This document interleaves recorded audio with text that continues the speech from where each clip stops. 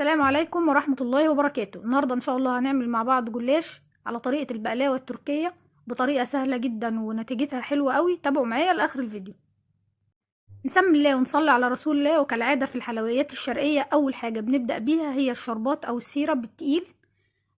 هنا المكونات هتبقى 4 كوبايات من السكر، عليهم كوبايتين من المية دايما بتبقى نص كمية السكر. هنقلبهم الاول على البارد قبل ما نشغل تحتيهم النار. اهم حاجه نقلب في النص بس ما نجيش عند الاطارف عشان الشربات ما يسكرش مننا في الجناب. هنقلبهم كويس جدا وبعد كده هنشغل عليهم النار. وهنا اول ما بيغلوا على النار هننزل عليهم بعصرة ليمون وهنسيبهم على نار هادية خالص من 7 ل10 دقايق. نيجي بقى هنا للفول، او اذا كنتوا هتستخدموا عين جمل مفروم او فستق زي ما تحبوا هنفرمه فرم ناعم في الكبة. بعد كده هيتضاف عليه حوالي معلقة من الكاكاو، معلقتين من السكر البودرة، ولو حابين تضيفوا نص معلقة من القرفة. انا ما حبيتهاش فما ضفتهاش.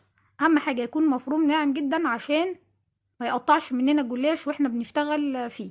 وزي ما قلت لكم زي ما تحبوا الحشوة اللي انتوا تفضلوها. هنا هيكون معانا 2 لفة من الجلاش، اللفتين دول هيطلعوا حوالي كيلو الا.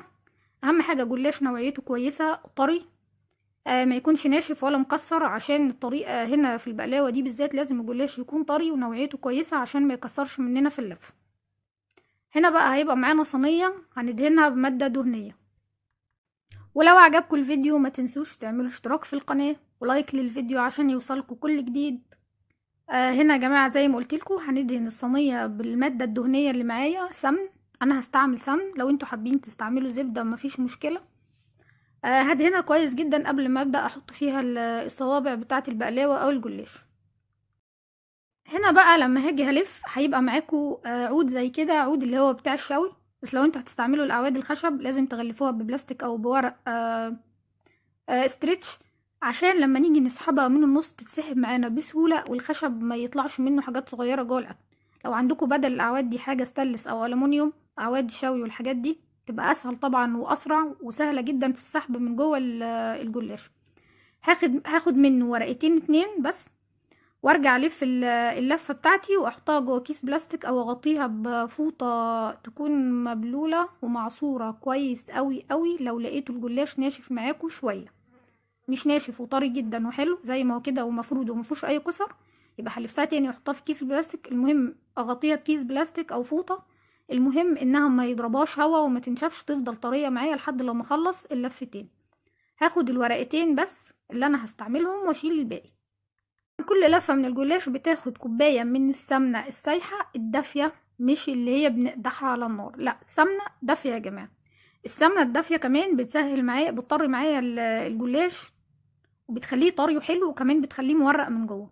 هدهن اول ورقه معايا بالشكل ده، هدهنها بالفرشه سمنه وهحط عليها الورقه التانية وبرضو هدهنها سمنه بالشكل ده. زي ما انتوا شايفين الطريقه سهله جدا وبسيطه ومفيهاش اي تعقيد.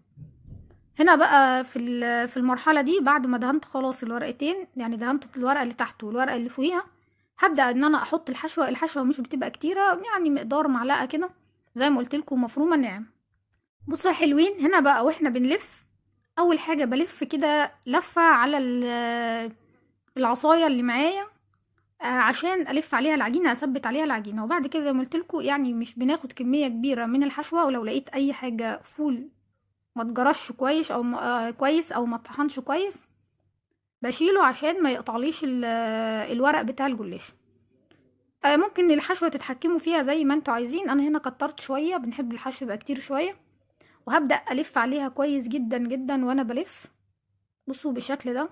وكمان الاطارف وانا بدهن بحط عليها سمنه عشان ما تتكسرش معايا برضو. زي ما قلت لكم السمن هنا ما بيخليش الجلاش يتكسر معاكم، زي مثلا الجلاش اللي احنا بنشتريه جاهز اللي هو بيبقى مستقيم مش مكشكش كده. هما مش بيدهنوه اصلا في محلات الحلويات سمنه في الرقات في النص، لان هو اصلا مش بيتكشكش. فاحنا كده ايه عشان نكشكشه معانا بسهوله لازم العجين يبقى الورق بيبقى مدهون سمنه كويس. بعد ما لفيته كويس جدا وضغطت عليه ببدا اكشكشه بالشكل ده. سهله قوي الطريقه ما فيهاش اي صعوبه. احنا كده عشان نطلع لشكل البقلاوه التركي. هما طبعا بيبقوا عاملين العجينه لسه طازه، بتبقى عجينه طريه. بس طبعا احنا في رمضان ومحدش قادر يقعد يفرد في عجين، فهو الجلاش الاختيار الاسهل. بعد ما كشكشتها وثبتها بالشكل ده، هبدأ اسحب بقى معايا العصاية بتاعة الشوي. هلاقيها هتتسحب معايا. بصوا عشان ورق الاسترتش بمنتهى السهولة ومن غير ما اي خشب. بصوا منتهى السهولة. هرصها في الصينية وهعمل معاكم كمان واحدة عشان تشوفوا الطريقة. لو انتوا حاسين انها حجمها كبير ممكن تعملوا ورقة واحدة جلاش وتتنوا الورقة على 2. هوريكم دلوقتي ازاي تعملوها. هنحطها في الصينية بالشكل ده ونضغطها كده من الجناب. طبعا الصينية تكون مناسبة جدا، حجمها مناسب للكشكشة بتاعت الصوابع. هتبقى معايا مظبوطة بالشكل ده. ودي تقريبا كانت معايا اكبر صينية في المقاس بتاع الصواني المستطيلة. هعمل معاكم واحدة كمان بالشكل ده. وزي ما قلتلكوا اللي حاسس انها الورقة حجمها هيبقى كبير ممكن يدهن الورقة بالشكل ده ويتنيها كده ويلفها بقى من الناحية التانية. بصوا بالشكل ده. تمام. بصوا هندهن برضو واحدة تانية. انا هشتغل على نفس النظام اللي هو ورقتين. هدهن اللي تحت بسمن بالفرشة، يعني مش سمن كتير زي ما انتم متخيلين، بس لازم اغطي الورقة كلها وبالذات الاطراف والحتت دي بسمنة زي ما قلتلكوا عشان ما تتكسرش مني. وزي ما قلتلكوا برضو يا جماعة اللي هيطلع معايا الورقة يلاقيه ناشف شوية، فوطة مطبخ بس معصورة كويس جدا جدا، ما بتنزلش ولا نقطة مية من الدية زي ما بنقول، ويغطي بيها الجلاش هيطرى معاه شوية. هنا برضو بحاول اظبط الورق من تحت ومن فوق عشان لما الف يطلع معايا مظبوط. هنخلص بنفس الطريقة اللي اشتغلنا بيها اول واحدة، هنرصها هي كمان في الصينية. هخلص باقي اللفتين الكمية كلها اللي معايا وبعدين هقول لكم هنعمل فيهم ايه بالشكل ده. طبعا انا خلاص خلصت كل الكميه اللي معايا. هي زادت حبه صغيره كده من الصينيه، ما زادلهاش ورق يعني، فمش مشكله، مش هتاثر معانا طول ما الورق اصلا من الاساس ملفوف كويس. هنا بقى هندهن الوش بتاع الجلاش برضو بسمنه بالفرشه قبل ما ادخله الفرن. انا هدخله فرن على 180 درجه. انا اخد معايا حوالي نص ساعه. هبدأ هنا اقطع بالسكينة. انا عملت خلة يعني عشان ايه كل المقاسات تطلع بالظبط. هقيس على قدها بالشكل ده، سكينة حامية، وهبدأ اقطع الصوابع بتاعتي قبل ما ادهنها بالسمنة. خلاص كده يا جماعة زي ما قلتلكوا الفرن بعد تلت ساعة بالظبط. افتحوا على الجلاش وشوفوا اخباره ايه على 180 درجة، او انا اخد معايا حوالي نص ساعة.